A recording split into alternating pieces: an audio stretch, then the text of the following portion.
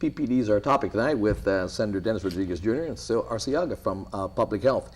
Senator, what I just finished saying is in regards to holistically looking at maybe procurement process and how it's ordered and holding people accountable for things like this, because here's the situation. Every year at the start of the school year, we have some kind of crises that happens. It's like we are in constant crisis management, most especially when it comes to school. This year was almost the PPD. Last year was, I think, it was air conditioning. The year before that, it was the food vendor who's going to have that. And then before that, it was the closing of schools, and schools really didn't open in time. Some opened, some didn't.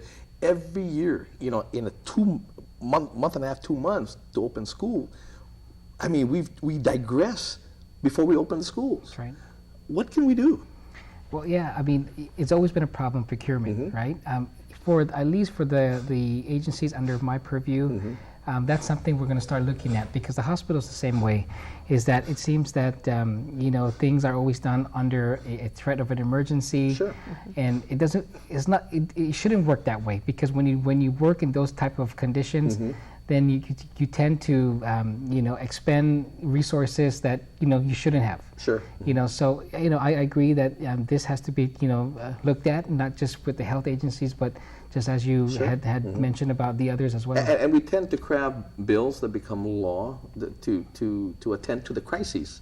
And if we don't repeal it, then that's still law that was applicable to a crisis situation at the time. And if we don't repeal it, then it continues. It continues on, and it could be a hindrance for operations down the line. And that's right. And so, if I may add, that's why that one piece of legislation that I was supposed to have a hearing on, and we didn't.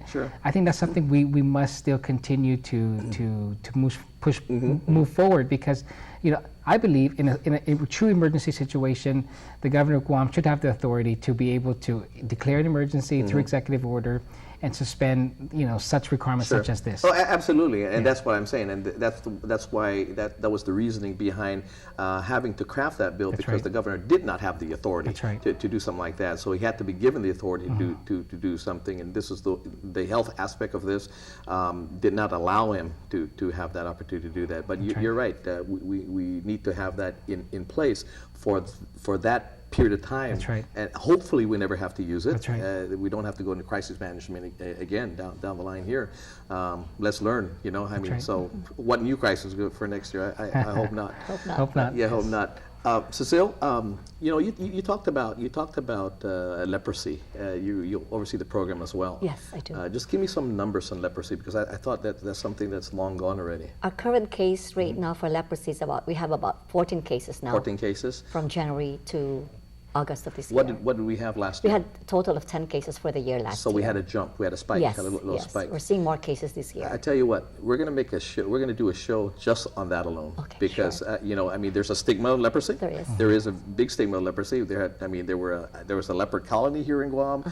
People years back were sent off island to a leopard colony. I think in the Philippines that was. So we'll talk about that. We'll designate a show for that alone, because we do have a leprosy illness here in Guam. Is it called illness? It's a disease. Disease. Yes. Here in Guam, right?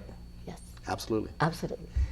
Senator, thank you very much. Senator, I appreciate you coming in here, and I know you guys were still in session. I had to drag you out there, but thank you very much. Appreciate Anytime. it. Thank you, sir. It's always a pleasure having you. Cecile, thank you very much. Okay. Thank you. Join me tomorrow morning on The Buzz.